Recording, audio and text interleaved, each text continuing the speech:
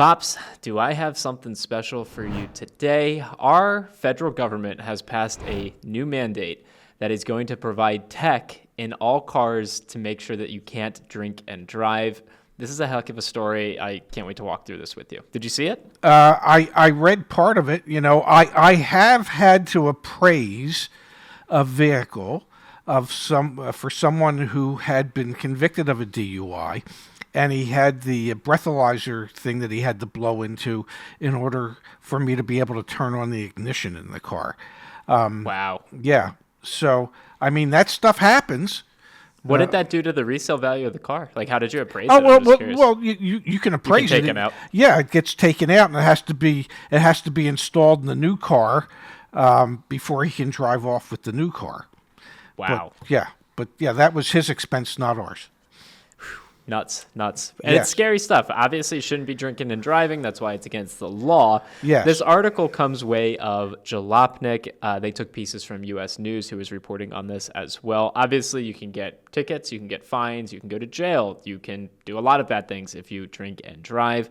But as part of the $1 trillion infrastructure bill that Congress has recently passed, there's a provision in there that puts money towards creating technology. This is from the Transportation Department. Technology that automakers will have to introduce by 2026 that will block someone from drinking and driving. Now, it likely won't be some sort of blow into a tube to drive your car. That's Yes. not what's expected. Instead, we're likely looking at some sort of camera system that's going to monitor your driver behavior. This is similar to level 2 advanced driving systems that are currently in vehicles that watch you while you're driving. And if you exhibit signs of intoxication, such as drowsiness, lack of attentiveness, slow reflexes, or other impairments, then your vehicle could be triggered to turn on the hazard lights and pull over to the side of the road. I've got a lot of thoughts on this, Pops. What's your immediate takeaway and reaction? Well, my immediate takeaway of what you just described is, well, that could be too late. Okay, for that type of visual stuff that you're already driving the car, so that could be too late. An accident could have already happened. Somebody might have killed somebody.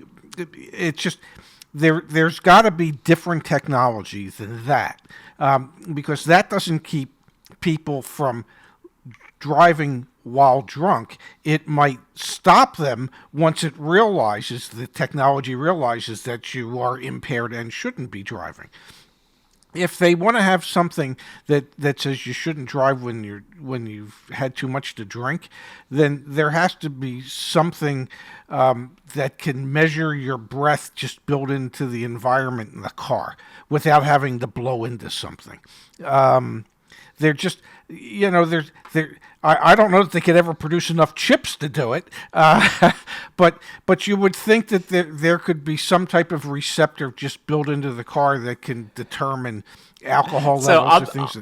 I'm going to wave the flag. Neither my dad or I graduated college, and neither of us are engineers. So take that with a huge grain of salt. It's just like I'm interjecting and saying that because who knows? I don't know. I mean, and there's a difference between, drinking too much and driving and maybe being on drugs and driving.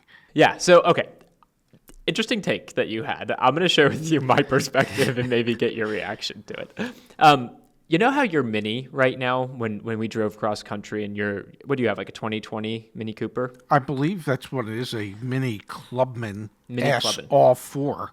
So I remember during parts of that cross country drive, I was driving, and at times it would say, like, you're drowsy, you should pull over. Yes. And I'm thinking to myself, I'm not drowsy. I just decided I wanted to change lanes a few times without turning on my turn signal, for example, right? And that would trigger that technology. My concern here is that those systems probably aren't robust enough to really effectively identify this type of behavior. And also, there's a bit of a privacy concern. You don't necessarily want just cars that this is like backup cameras. Like, this would be something that would be mandated.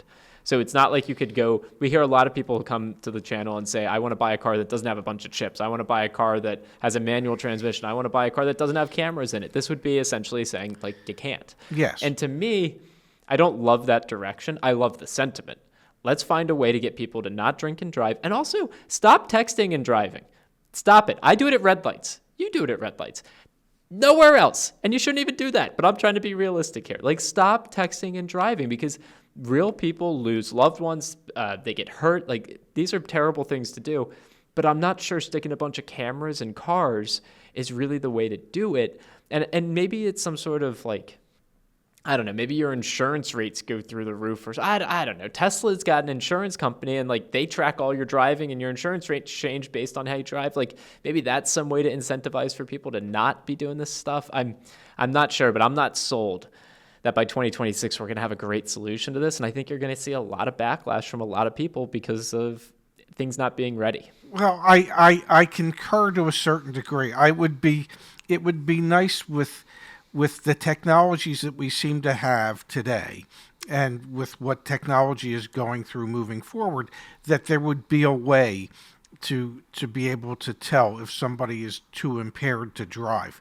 Because God knows that just them using their own brains doesn't seem to work often enough, where they would say to themselves, you know, I've had too much to drink, or I've smoked too much weed, or I've done too much of this, and they don't have the common sense to go, so I shouldn't drive. And perhaps, and I don't know what the perhaps is, and I don't know how the technology would function, but it would be a wonderful thing if they could figure that out, if it could save lives, because the vehicles wouldn't operate when the driver's impaired. That would be wonderful. That would be akin to developing airbags, developing seat belts, things of that nature. You know, I remember when they made it mandatory that you actually used your seat belt, you know, and people were against that. Well, you know, I know very few people that actually get in an automobile today that don't click their seatbelt as the first thing that they do. So it's just creating habits. And if they can develop the technology that would prevent impaired people from driving, it would just become a habit type of thing. And, you know, in the long run, it could benefit society. Yeah, well, there you go. That's the news. That's what we've learned recently. Thought we'd put it out there on the channel. Let us know your thoughts in the comments down below. It's pretty fascinating stuff. And yes, in sentiment, of course, without a doubt, if we can take impaired and distracted drivers off the streets, that's a huge win.